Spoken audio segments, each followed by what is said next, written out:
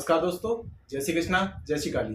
दोस्तों, मैं हूं आपका होस्ट फ्रेंड कुमार सत्यम। स्वागत करता हूं आपका फिर से मेरे Hindi YouTube channel Rudra meditation में। दोस्तों, कैसे हैं आप सब? उम्मीद करता हूं खुश होंगे, सुखी होंगे, संपन्न होंगे। दोस्तों, पूजा आप सभी करते हैं घर में।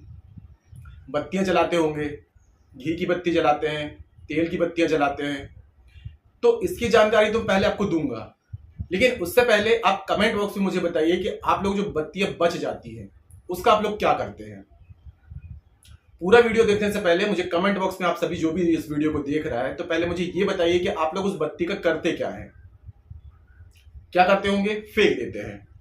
तो दोस्तों, ये आप बहुत बड़ा पाप ले रहे होते हैं, इसलिए आपको पूजा का कोई फल नहीं मिलता है, क्योंकि आप बत्तियां क्या करते हैं? फेंक देते हैं। जो आपकी पूजा का फल होता है वो तो आप उठा के बाहर फेंक देते हैं। तो इसका क्या करना है आपको, ये मैं आपको पूरी जानकारी दूंगा। लेकिन उससे पहले बता दूं कि ये बत्तियां फेंकनी क्यों नहीं चाहिए। दोस्तों, सबसे पहले आपको दीपक जलाने के मैं कुछ नियम बता देता हूं कि आप लोग क्या करते हैं। एक दिया आप लोग भगवान के सामने जलाते हैं और दूसरे से आप आरती करते हैं। तो आपको आरती के घुमाने वाला जो दिया होता है, जिससे भगवान की आप आरती उतारते हैं, तो कभी भी आपको तेल वाले दिए से आरती नहीं उतारनी है।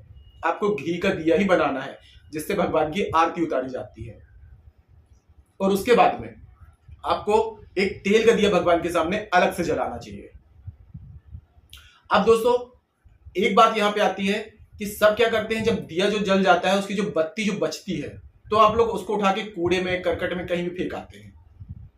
लेकिन आप लोग को पता है कि आपने जितनी पूजा की, जितना पाठ किया, तो उसका जो फल है, अब वो उसका फल फेंक के आ रहे हैं। जो चीज आपको, उसकी जो समृद्धि जो आपको मिलनी चाहिए, जो उसका फल मिलना चाहिए पूजा का, वो तो सब उठा के आप बाहर फेंक दिया। तो आपको कहां से कुछ चीज मिलेगा? तो इसका क्या करना है ये भी मैं आपको बताऊंगा। दोस्तों, जैसा कि भगवान जो होते हैं, जब उनके सामने दिया जलाते हैं तो प्रकाश जो होता है, प्रकाश अग्नि तत्व होता है, और भगवान को उससे ऊर्जा मिलती है, और उनकी ऊर्जा से हमें ताकत मिलती है, हमारी जिंदगी में बरकत आती है।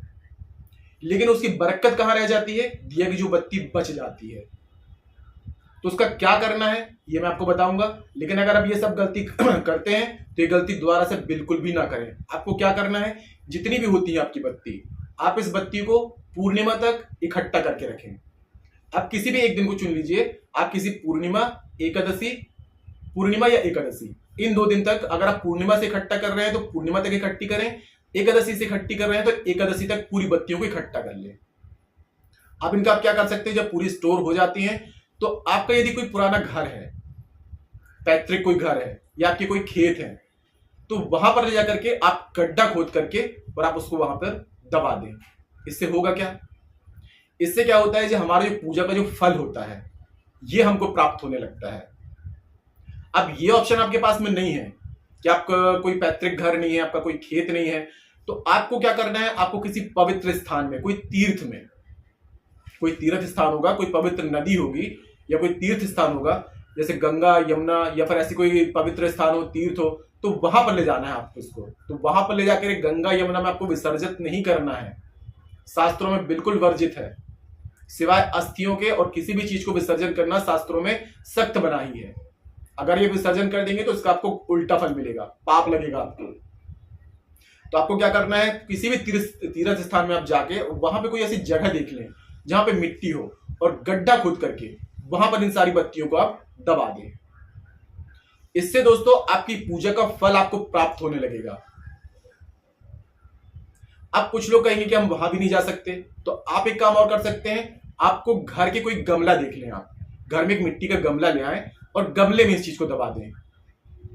लेकिन दोस्तों, गमले में रखे रखे वो कब तक आप उसको स्टोर करेंगे? तो कोशिश करें कि किसी नदी के किनारे, पवित्र नदी के किनारे, अब या फिर अपना कोई पैतृक घर है वहां पर, या फिर अपना कोई पुराना घर या खेत है, तो वहां पर इसको जरूर दबा के आए। लेकिन कभी भी भूल करके इसको आपको फेंकना नहीं है। गंदगी में अगर आप फेंकेंगे तो दरिद्रता ही आपके घर में प्रवेश करेगी। आप लोग अपनी पूजा का पूरा फल फेंक के आ जाते हैं। तो कभी ये गलती ना करें दोस्तों। और भगवान के लिए दिया जो होता है वो 2 दिए जलाएं। घी का दिया जलाते हैं तो वो आरती उतारेंगे, और जो दिया जो नॉर्मल आप जलाते हैं वो तेल का दिया भगवान के सामने अलग से जलाएंगे। लेकिन भगवान की जो आरती उतारी जाती है वो घी के दिए से ही उतारेंगे आप। और बत्ती को कभी भी उठा करके दोस्तों आपको बाहर नहीं फेंकना है। इनको स्टोर करके रखते जाइए। जितनी भी बत्तियां होती हैं, अगर 1 महीने में नहीं कर पा रहे हैं तो 2 महीने तक स्टोर कर लीजिए, 3 महीने तक स्टोर कर लीजिए। और इनको ले जाकर के किसी पवित्र स्थान के गड्ढे में दबा के आ जाइए। और ये भी नहीं हो पा रहा है तो पीपल वृक्ष में चले जाइए। पीपल वृक्ष के कहीं भी गड्ढा खोद दे नीचे से, लेकिन पीपल वृक्ष को नुकसान ना हो इसलिए उसके दूर ही गड्ढा खोदे, क्योंकि इसमें ऑयल रहेगा तो इससे पीपल की जड़ को नुकसान पहुंच सकता है। पीपल की जड़ से काफी दूरी पर इसको, लेकिन पवित्र जगह होनी चाहिए, वहां पे कोई गंदगी ना हो।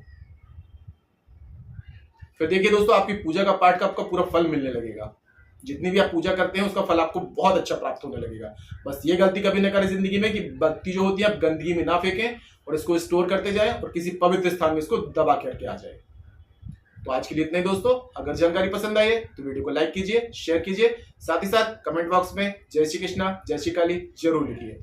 इससे माता रानी की और दया की कृपा आपको प्राप्त होगी। तो मिलते हैं दोस्तों नेक्स्ट वाली वीडियो में। तब तक के लिए जय श्री कृष्णा जय श्री काली। आप और आपका परिवार हमेशा स्वस्थ रहे, सुखी रहे, संपन्न रहे।